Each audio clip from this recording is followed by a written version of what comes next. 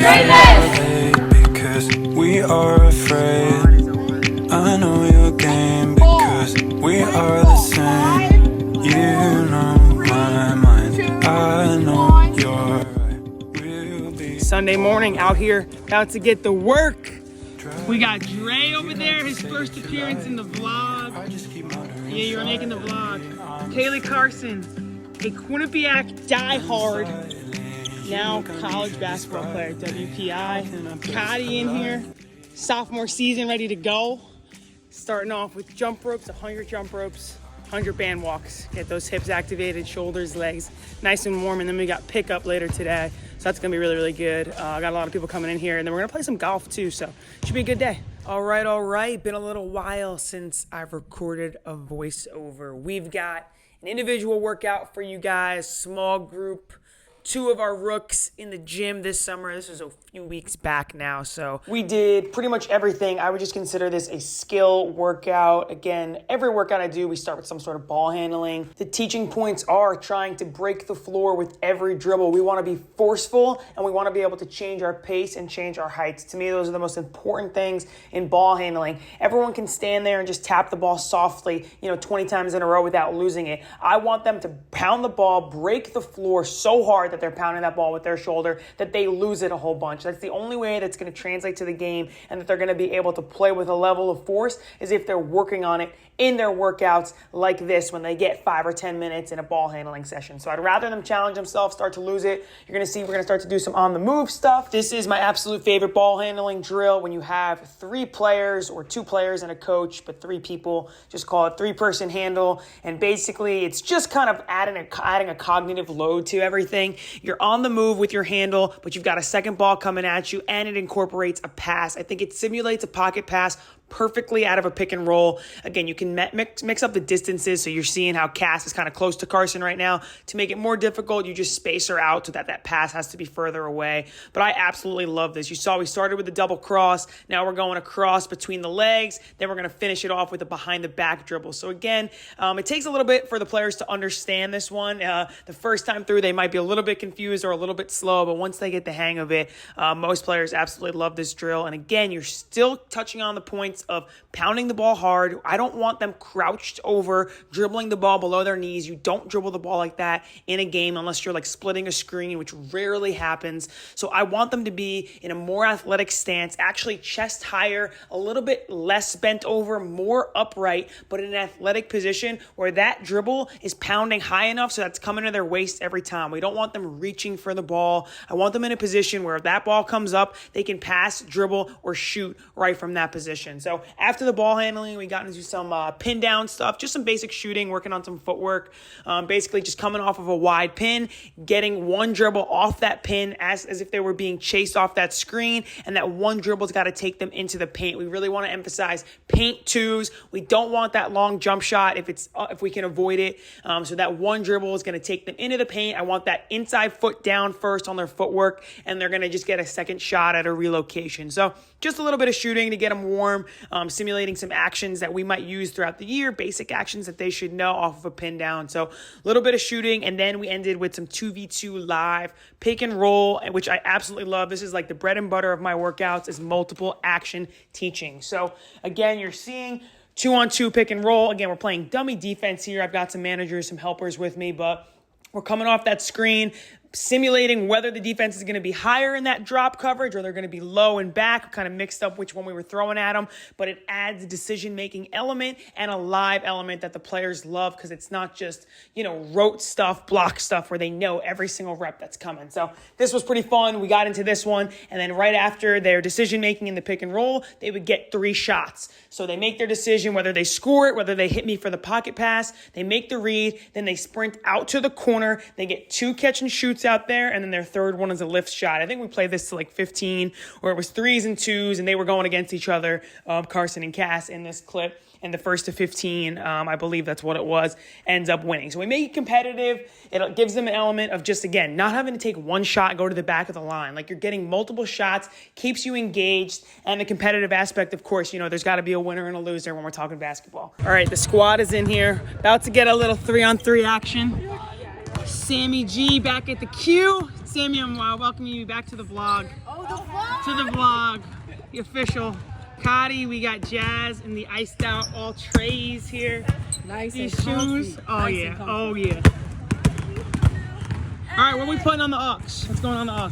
I think I'm in a little baby type of mood. Okay. I think I'm a little baby type of mood. All right. I'm put everybody on. I'm the queen of the music. Everybody know that. How did moving go? It was really good. Give me the- Thank God that we moved in beforehand because it was so crazy. Yeah. Yesterday on campus, right? Did you hear what happened? I saw the truck that The crashed. truck? Yeah. What happened? Passed out. What are you someone in the passed car? out? That's no, when. no. Someone passed out separately. Moving their separate stuff in? incident, and then truck right into Pearl. Oh, good pass. Pass. Get it up, Cotty. Let's go, defense. Come on, D.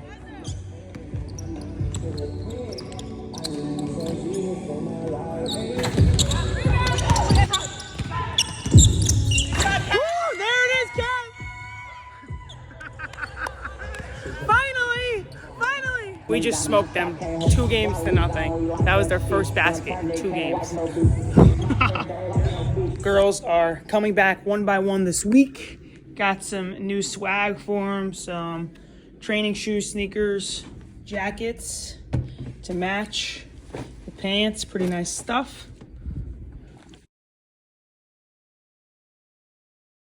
We got some golfers out here today. Say hey to the vlog, Cass. This is the vlog. Hey vlog. Hey, vlog. Hey, You want to see me hit? Good. Tee it up. Yeah. It's pretty solid. Cass's first time playing golf. If you can't tell by her swing, Lefty stud over there, it's also my Foley. first time, but you We stay out late because we are afraid. I know your game because we are the same. You know my mind. I know. Monday morning, the start to another great week, busy week, but gonna take you guys through my morning routine today. So, as you're seeing, that is first part of it. Workout, non-negotiable. Hour of cardio, depending on the time of the year. I'll mix it up during the season. Sometimes it'll be a lift in the morning, but all summer long I've been cardio in the morning, lift in the afternoon. So that's how I start the day though, anywhere between 6 and 6:30. I'm trying to make it earlier, making it more towards 6 as opposed to 6:30. As we get into the fall, our practice time is going to be earlier, so already trying to train myself to continue to wake up early, even through the summer. Actually, pretty nice out today, not too hot. Excited for fall. I can't stand the heat, so yeah. But hour of cardio done. Now we're headed back up to the apartment. I used to be a crazy sneakerhead in high school and college, spent all sorts of money on Nikes and Jordans and all that stuff. I don't do that anymore. I keep it simple. All I wear is Adidas Ultra Boost, especially if it's just day to day. Obviously, like if I'm going out or something, different story. But day to day, Adidas Ultra Boost or nothing. I have at least 10 pairs, so these are actually like my favorites. But I don't wear them that often. They don't match with a lot, so Ultra Boost, Ultra Boost, Ultra Boost, Ultra Boost, Ultra Boost. Got a lot of them, so that's the moment of truth for the day, is always picking out which pair I'm gonna rock. But they're just multi-purpose. They're so comfortable. You're not gonna find a more comfortable shoe. That's what it is.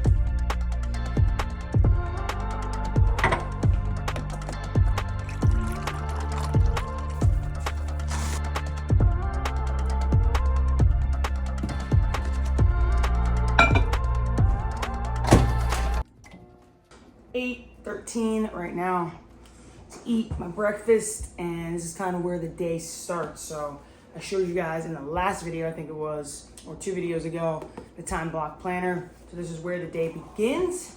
Obviously with my protein oats as well. Got a workout in already. I'm ready for the day. Honestly, gonna head out the door in like the next 20 minutes as soon as I finish this. So I don't actually do any work at home in the morning.